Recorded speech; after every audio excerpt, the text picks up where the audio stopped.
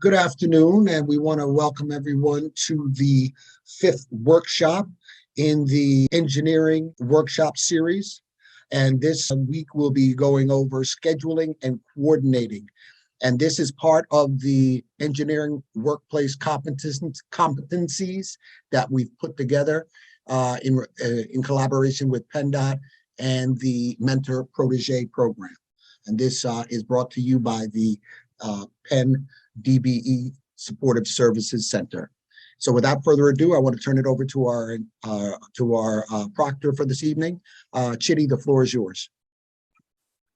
Yeah, welcome to another session where we empower you with the knowledge to succeed. We believe that knowledge is power, and that's why we address different topics that we think that every business, every engineering business, small, medium, large, needs to succeed. We give you some technical classes, we give you some administrative classes, and we also give you logistics, because all those information, different aspects are necessary for your business to succeed. So today we're going to be talking about scheduling and coordinating. And it's going to touch a little bit on logistics, but it's important that every business is well-rounded to be successful in this marketplace. What is scheduling? Scheduling is a process of arranging, controlling, and optimizing activities in a production process. Look at it this way: the action of assigning resources to perform tasks. With scheduling, you can plan. You know what you need, then you procure those resources that you need, and you use those towards accomplishing the goals of your organization. When you start performing the same type of activities over and over again, it becomes an operating procedure. So when you do scheduling well and things are flowing nicely in your organization, it becomes a standard operating procedure of your organization. Let's highlight a few benefits of scheduling. It ensures that manpower needs are at optimum. You identify the resources that you need. You get the manpower so that you can match every need with the manpower or any other kind of resources that is needed to meet the goals of the organization. Scheduling allows efficient and timely distribution of information to relevant users. Reason being, the whole organization now becomes in sync. You've scheduled manpower here and there, and it's important to disseminate information. So if you're able to get everybody on the same page, you're able to distribute information timely to every one of them. With digital process, you are now able to automate your process in the sense that it's no longer manual, just to make phone calls and call people. You get them in the same chat group, the same email group, and you could disseminate information live in real time so that wherever they may be, they'll get all the information that needs for the organization to coordinate properly. Scheduling also enables users to analyze the changes of data in real time. There are several platforms where every member of the team, every member of the organization could go in and make some changes. And at the same time I make these changes and save it, another team member can go into the same platform and see what changes that I've made and will continue from there. This enables an organization to work on one particular document by different users remotely. So those are part of the benefits of scheduling. Now let's talk about coordinating. Coordinating is bringing different pieces of something into a harmonious and efficient relationship. It's the process of organizing people and groups so that they work together properly. Earlier on, I talked about scheduling being identifying what resources we need and being able to arrange those resources to meet the goals of the organization. Coordinating works hand in hand with scheduling in the sense that coordinating tries to make sure that all those resources, all the different pieces of the elements comes in harmony. In that way, everybody's working in sync. So scheduling and coordinating in this context goes hand in hand. There are different types of coordination. Let's talk about internal coordination. This is what is required within the organization. If it's just between you and all the members of your organization, you're talking about internal coordination. In engineering business, engineering and design business, we deal with external parties. We have consultants, we have sub-consultants. So when you have to coordinate outside your organization, you're now talking about external coordination. Within the arrangements too, there are some senior people and there are some other people who are juniors in the organization. You have associates in engineering firms, you have principals and different positions. So where the higher superiors coordinate with the subordinates, that is what we call vertical coordination. Within the teams, you may place people of the same hierarchy.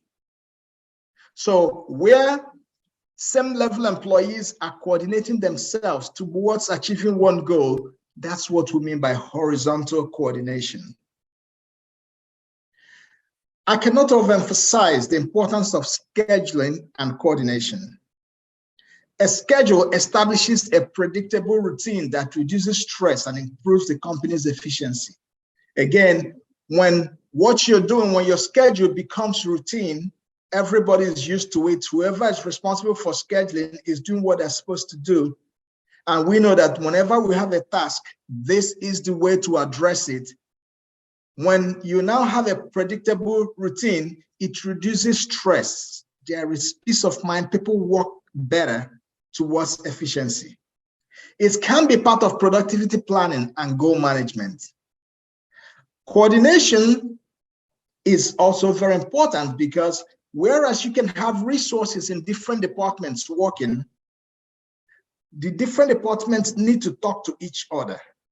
So when you're able to get the different departments to talk with each other, at some point there could be handoffs like, okay, we've done this portion up to this percent, maybe say up to schematic design. Now let's hand it over to somebody else. Or maybe in construction, you could have the estimating department handing over to the construction department. It's important that all the departments within the organization are talking together. Let them know what each other is doing, because if they know what each other is doing, they can plan for the handoff. Okay, group A is working on it, and in the next 2 weeks, they'll be handing over to group B.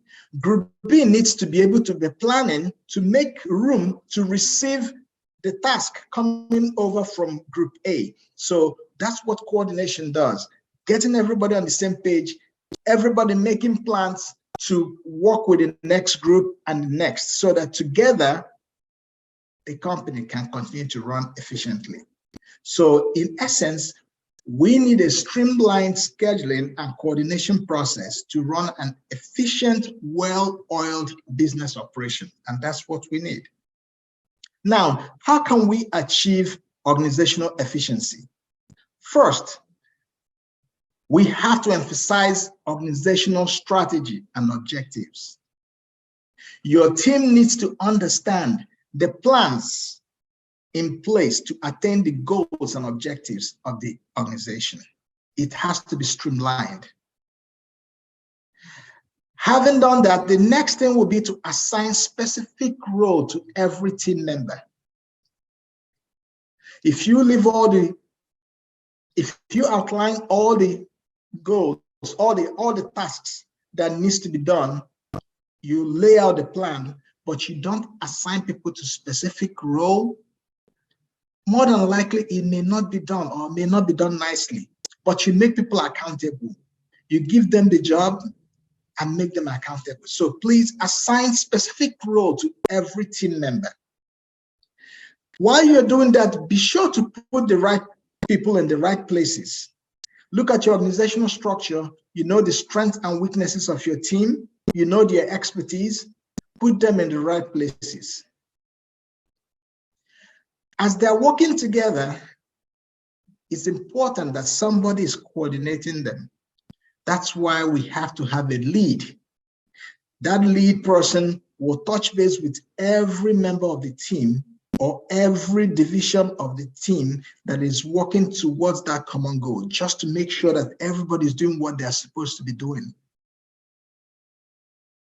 As your team are working, it's important that you appreciate your staff and your resources. Appreciate them for what they're doing. When you appreciate people for what they're doing, it makes them happy and it gives them motivation to even do more. Even where they're faulting, first of all, commend them for what they've done thus far, and then critique them. Give them the constructive criticism that they need to be able to move forward, to be able to achieve more. And I bet you that they'll be glad that at least you appreciated them for what they've done, and then you gave them tips on how they can better their activities. As all these resources are working, it's important that we have a benchmark, a control to measure their results against our original strategy, and to make sure that we're meeting the goals and objectives. That way, we'll keep on moving. If we're not meeting it, then we make adjustments and keep moving.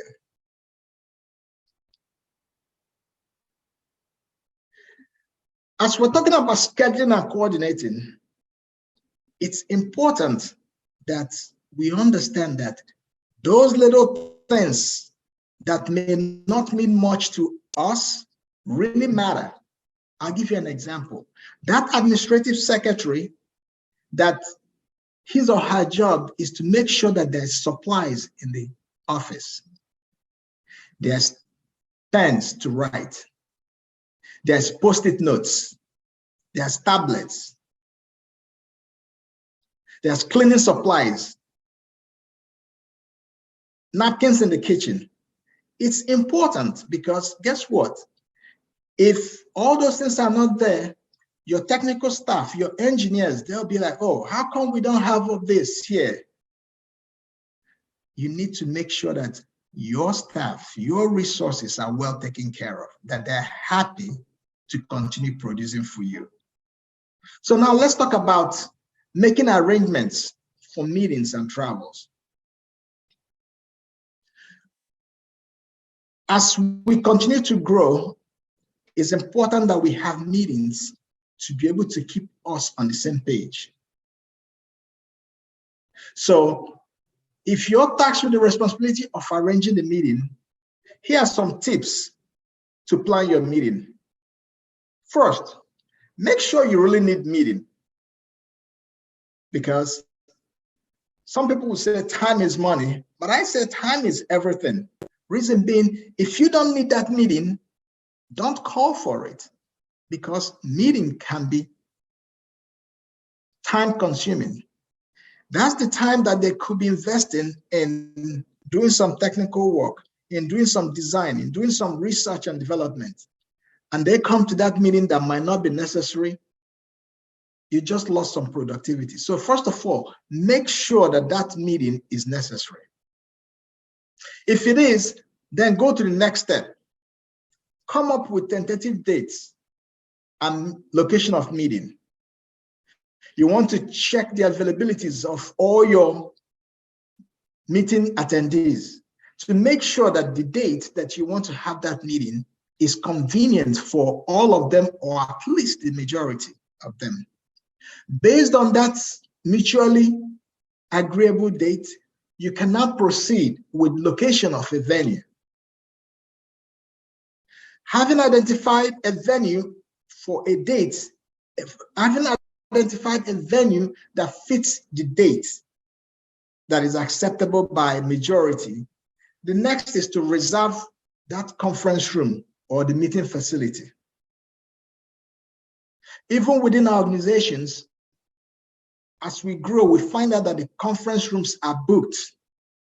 So it's important that you make reservation, because you might take it for granted that, oh, I can use the conference room, but then another team has already arranged to be in the conference room. So it's important that you go through the administrative secretary or The organization might have a place where you're able to go and make reservations for spaces within the office.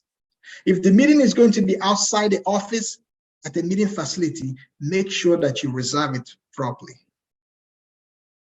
Next, you start working on the agenda for the meeting. Remember, you call the meeting. You determine that this meeting is necessary. So come up with a draft agenda. Having gotten that draft agenda, then select the participants, send it to them, and then you can assign roles to the participants if you want them to participate or make comments on certain areas of the meeting. Notify them through email that you've assigned them certain roles and that the meeting is set for this day, at this location, and at this time. As you are preparing for the meeting, it's important to follow up with those people who you've assigned roles to make sure that they're also getting ready for the meeting. It's just a quick checkup. Just checking to make sure you got all the information. Just checking to make sure you've reviewed it. And just checking to make sure you don't need any information. And please, if you need any assistance or have any questions, please get back to me. That is what you do to make sure that on that day, there'll be no surprises. To make sure that on the day of the meeting, everything moves like clockwork, because you and all your co-participants have well prepared for this meeting. Finally, as we're talking about efficiency, we're also talking about economy. You cannot get all that efficient and just spend money unnecessarily. You also need to be economical. So find out exactly what the meeting needs. Sometimes I go to a meeting, at the end of the meeting, the conference table is littered with tablets, littered with papers that people didn't even use and they don't want to be bothered with it. That's because a lot of people now work with their iPads, with their tablets.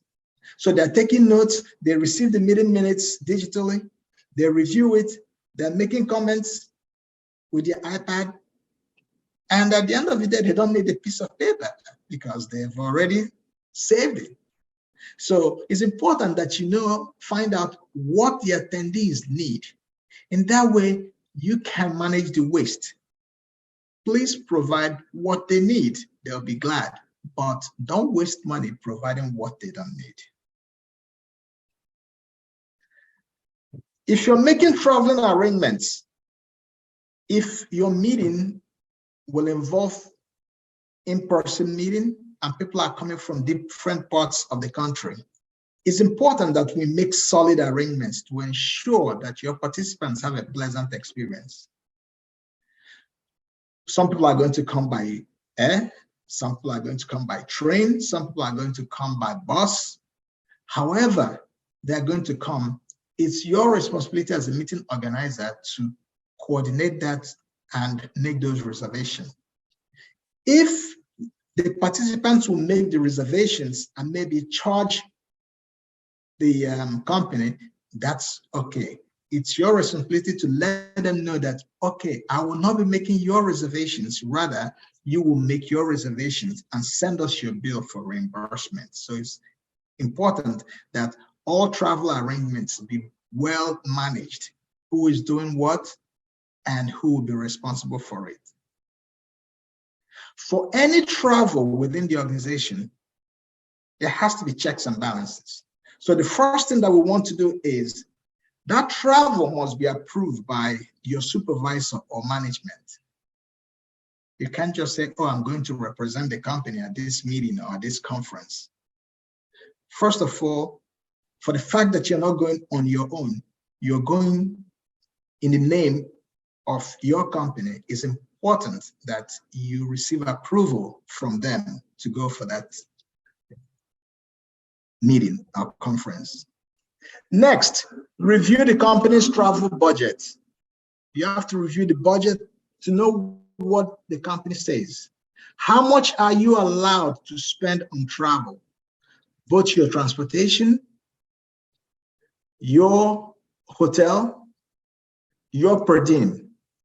Reason being, if they'll allow you, if the company says you should fly economy, that's the much they're going to pay. If you decide to fly business class, it means you're going to pay the difference. It's important that you know the company's policy with regards to transportation. Hotel, how much per night are they willing to pay?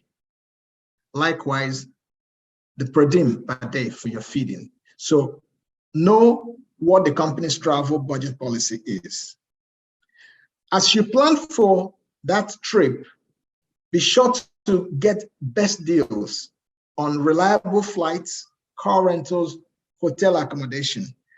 And I want to emphasize the word the reliable flight. I want to emphasize reliable flight. Reason being, you might be looking for cheap deals and you get a flight that is so-so, and you might be facing cancellations, and then the rest of the team members have started the meeting. So it's important that you fly reliable airlines.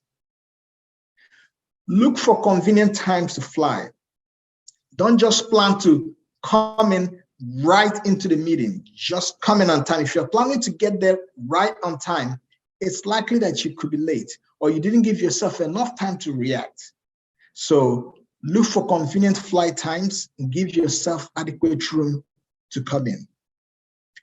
Please make sure that the flight time allows plenty of time for the business meeting. Remember, your purpose for the trip is the meeting.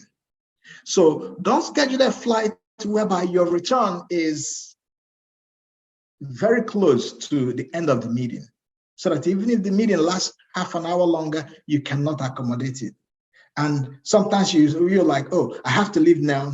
You leave an hour plus earlier because you have to catch your flight. So make sure your flight times allow plenty of time for the business. Remember, your contribution matters. Remember, you've been invited to the meeting because you're valuable to the organization. It's important that everybody devotes their time to make that meeting a success.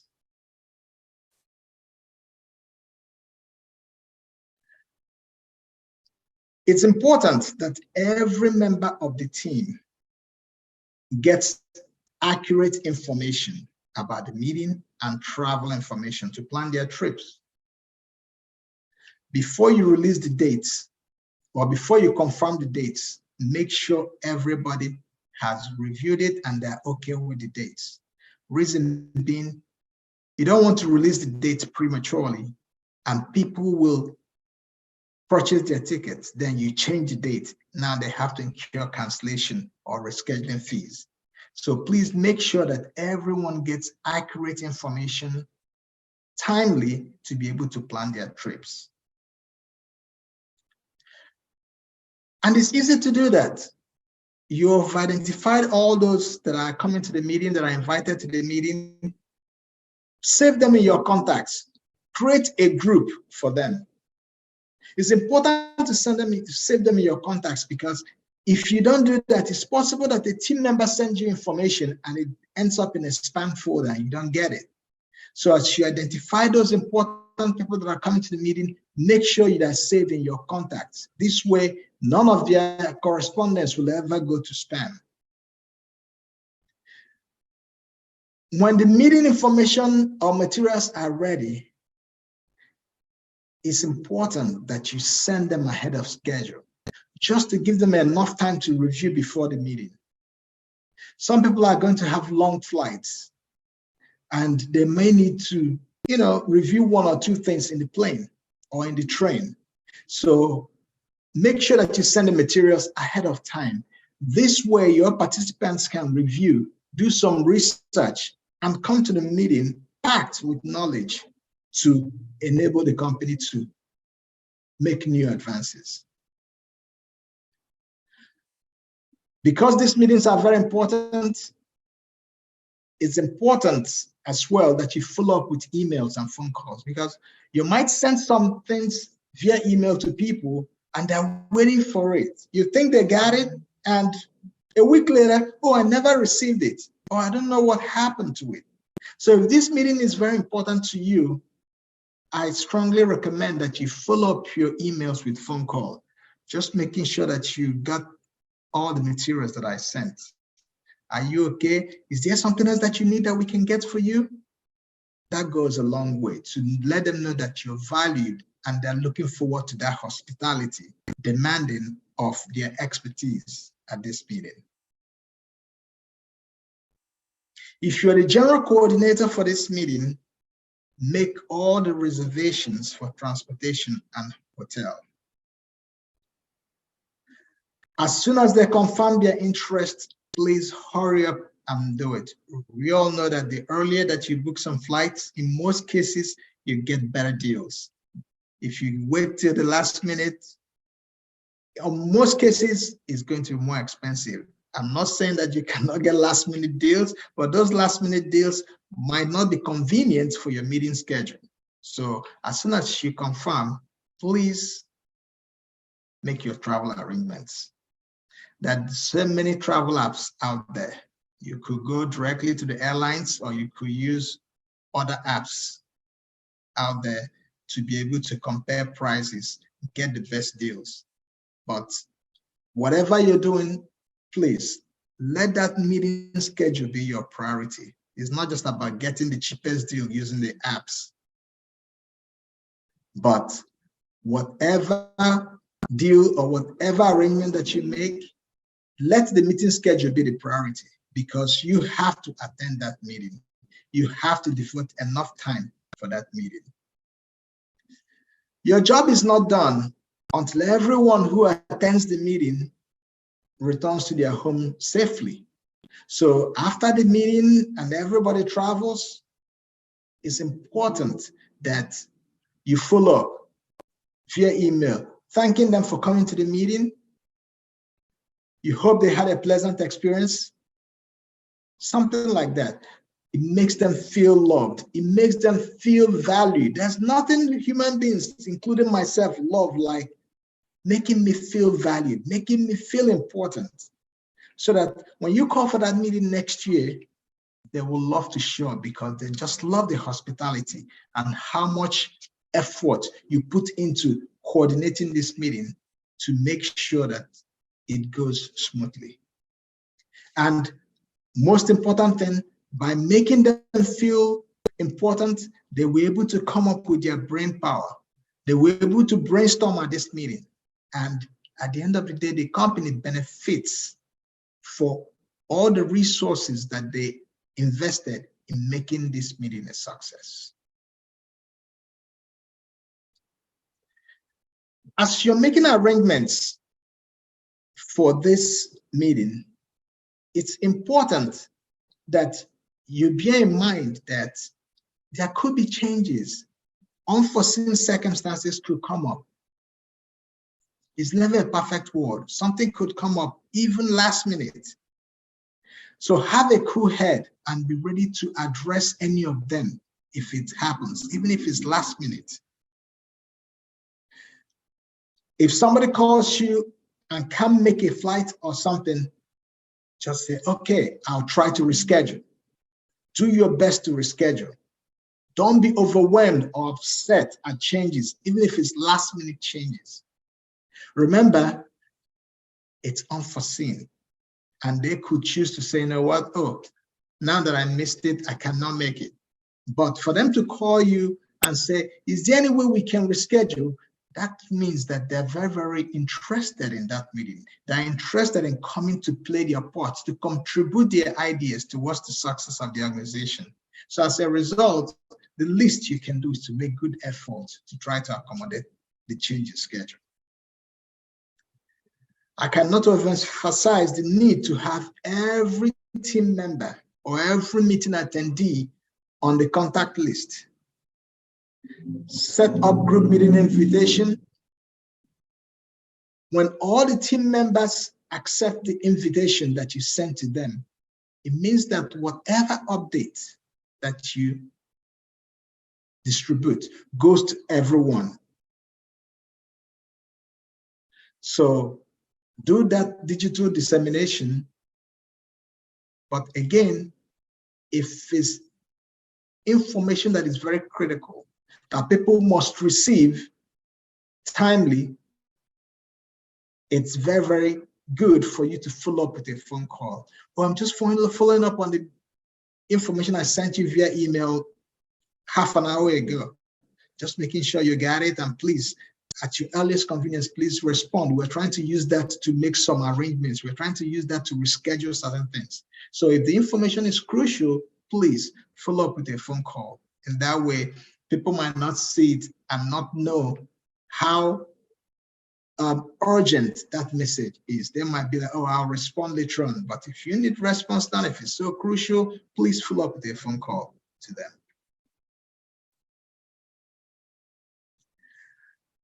As designers, we know that consultants and sub-consultants are spread across 50 states of the United States, including Washington, D.C., and across coasts.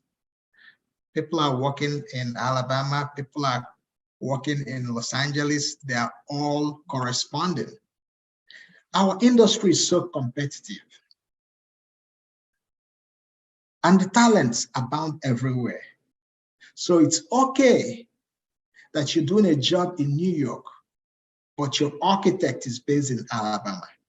It's okay that you're doing the job in New York, but your structural engineer is in Los Angeles. It's okay that you're doing the job in New York, but your plumbing engineer is in Ohio. You have to look at the budget. If they give you good prices, competitive prices that fits the budget, it's good. And it's the same scope of work that you've shared among all the consultants, and they bid on the same scope of work, and you got better prices from people out of town, that's okay. But I want you to understand one thing. With those savings comes the challenge of coordinating meetings across time zones. So be prepared that you're going to be managing people from different time zones.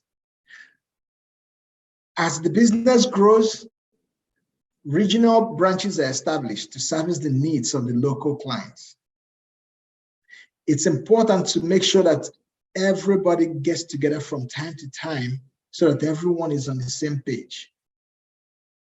And if they're in different time regions, different zones, you have to first check the availabilities before scheduling the meeting.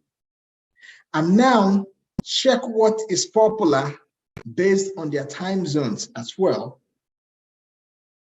And then send reminders to keep all the meeting members informed, to keep that meeting on their radar so that they know that, hey, you've accepted a meeting and you have to prepare to attend.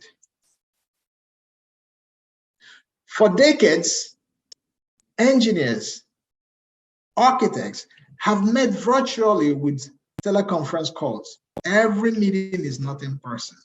We've done the teleconference calls. Today is improved. Everything gets better with technology.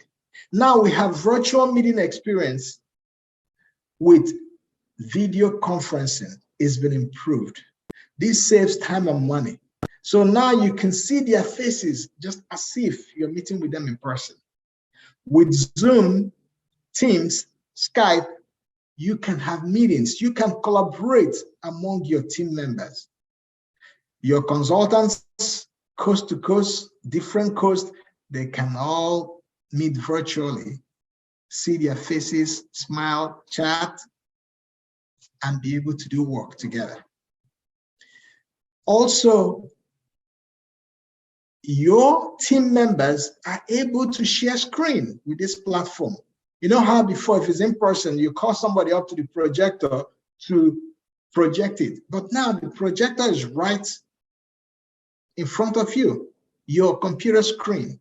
So you could share screen and project whatever information that you want to share with your team. Team members can work from one file and make changes or updates as they go from different areas. A software like Bluebeam Studio enables you to even review drawings and make changes in the drawings. Then somebody else will come and see your changes and continue to work from there. You could have two people working on the same document. So it enables you, technology enables us today to be able to be more efficient by working on the same document from various locations. SharePoint also gives us that flexibility to be able to coordinate work. As we schedule the resources and get them to work, we have to be cognizant of where they are. Are they based in the East Coast? Are they using Eastern Time, Central Time, or Pacific Time? So find out a time that is mutual for all the team members, because by the time it's 8 o'clock in Philadelphia, the people in Los Angeles is still 5 o'clock over there. By the time it's 8 o'clock in Los Angeles, people in Philadelphia are getting ready to go out for lunch. Some people start taking lunch by 11. So we have to find a time that is mutually agreeable to all the team members to be able to attend the meeting. Be specific in your timing. Instead of specifying 11 o'clock or 12 noon, you need to say 11 Eastern Time or 11 a.m. Central Time. This way, they know exactly what time zone that you're referring to. And that helps people because you have participants from different time zones. With this technology, it's easy and convenient to be able to collaborate with team members in multiple time zones.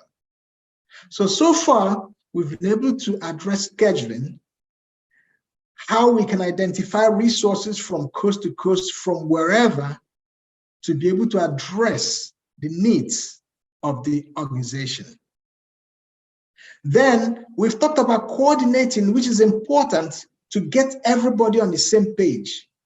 As you're identifying them and scheduling them, you're using the coordination to be able to coordinate all the various individuals and their activities to make sure that the organization runs efficiently and economically like a well-oiled machine. Thank you very much. Thank you, Chitty, for another job well done. And we appreciate the folks coming out and joining us today. So again, thank you for your time, and you have a productive rest of the evening.